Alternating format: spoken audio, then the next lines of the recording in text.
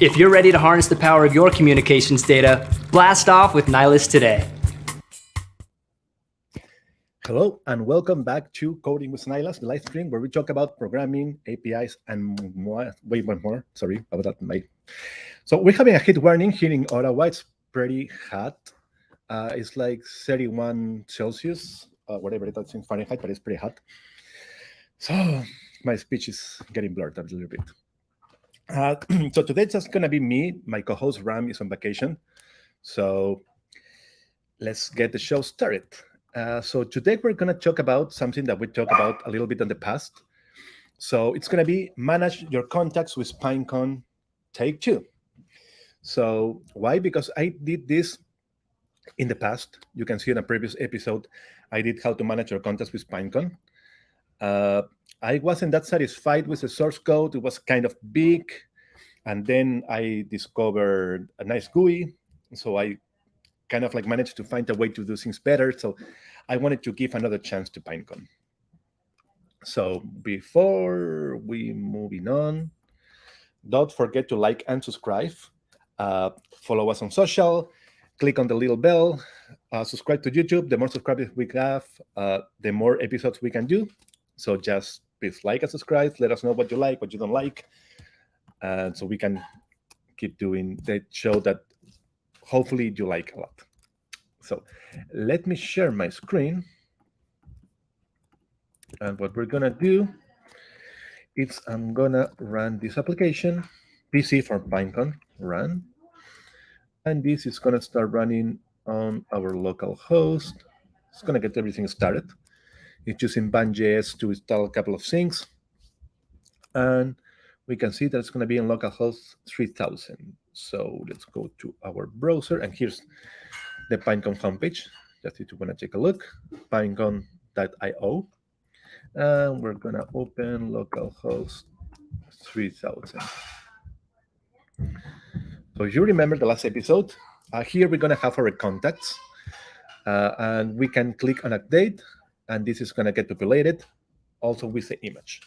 So here we can say, okay, we don't want this guy to be called Terry, but we want it to be just Terry, not Hollywood, or Terry Hulk instead of Hollywood.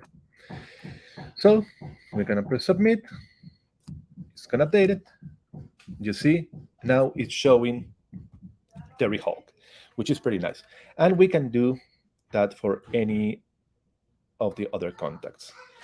One thing that is missing that I would like to have here is kind of like some sort of notification saying like, hey, the update was good or the update failed, which is something that we had on Nice GUI. It might be there here on Pynecone. I was not able to find it or to make it work. So that's something that I kind of don't like, but that's the way it is. But at least it's working. You can see that I was able to update. And if you see here, I'm going to call Randy Savage. I go back to Terry, and it's going to be here updated. You can see here that it's not updated, but that's also something to do with Pynecone, or at least the way I'm doing this thing with Pynecone. So before we move on with the source code, let me quickly mention something which is important. Don't forget that we have live streams every Wednesday and Friday, 2 p.m. Eastern time, 11 a.m. Pacific time. So we're giving a little bit more time. At first, we were doing it like very early in the morning for the guys on the Pacific. So now it's a little bit better so you can sleep a little bit more. Okay, so let's go and share my screen again so we can take a look at the source code, which was the way it was reduced like in under 50 lines, I think. I was able to cut down a lot of the source code. So here, first thing we need to do is going to import our dependencies, as always. We're going to import Pynecone as PC, obviously Nylas, PC config, which comes from Pynecone as well. We're going to also get a hold of pandas. Here, we're going to load the application configuration, because remember, we're doing everything in Python, but in the background, it's generating Next.js pages using Band. So we need to have everything configured and linked together. We're going to load our environment variables, sorry. We're going to initialize our Nylas client so we can actually communicate through our contacts. And here, we're going to get a list of contacts from a particular group. You can specify whichever group you want. Here, I just want to have the ones that I have related to wrestling. So first, what we're going to do, we're going to actually show the UI, which probably is better. So here is our UI. So we're going to have an index, which is going to be like our main page. And here we're going to have a component from Pynecone. And here we're just kind of like aligning everything together, right? So we're going to have a center, we're going to have a vertical stack, another vertical stack, horizontal stack, and then we have the heading, which is context, which is this one here. Below that, we're going to have a flex, a box, a table. So we're going to pretty much have this, and then we're going to have this. So it's basically the way we're going to arrange things. So here we're going to have, for example, names, which is going to be these names here. And then we're going to set that for each of our contacts, which are here on the state, we're going to have a lambda, which basically is going to grab the information from the contact, and it's going to display it like this. So the full name, and here to the side, we're going to have an update button. When we press that update button, it's going to launch the on-click event, and we're going to say state get contact details, passing the contact ID. So every time we press here on update, we're going to pass the ID of that particular contact, and we're going to do this information and display it here on this side. So if we go down a little bit, it's going to say this form hold all the contact information that we can update. So this one here on the right side. So here we're going to have the first name. As a placeholder, we're going to have the contact name, so it's going to be displayed there. On change, we're going to do a set name, which means that when we change something, it's going to change it in the state. And then the ID obviously is contact name. And then we're going to have the same for last name, company name, email, phone number, country, and so on. So we're going to have all that. And in the end, we're going to have a submit. And that submit button, it's going to save the information that we have updated for that particular contact.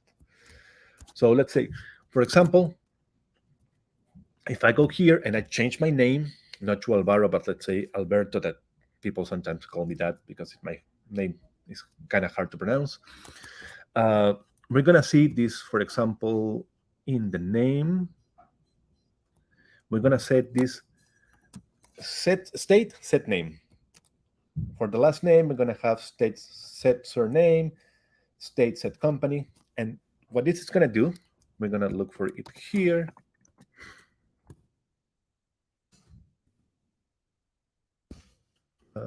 Where is it? Set name. Here it is. So as you can see here, these functions help us bind the updated value with the UI. So we actually need to do this. So every time there's a change, what we're going to do is we're going to grab the new value, and we're going to update the state with that new value.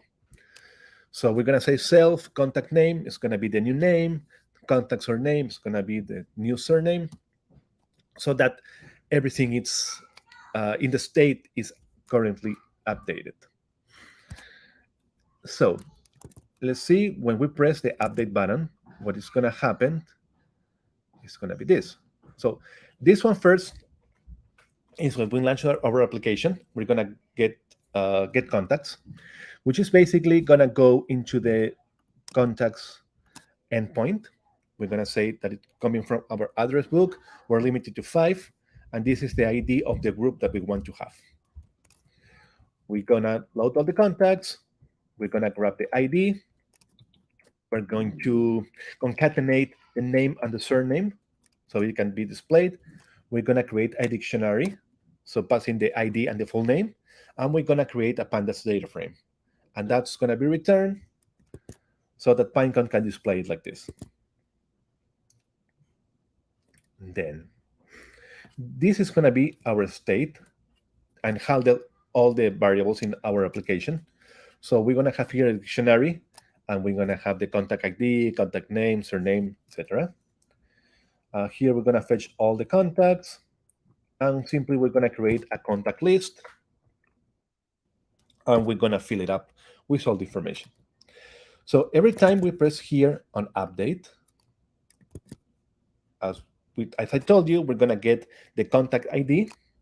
We're going to again call the contact endpoint, just passing that particular ID.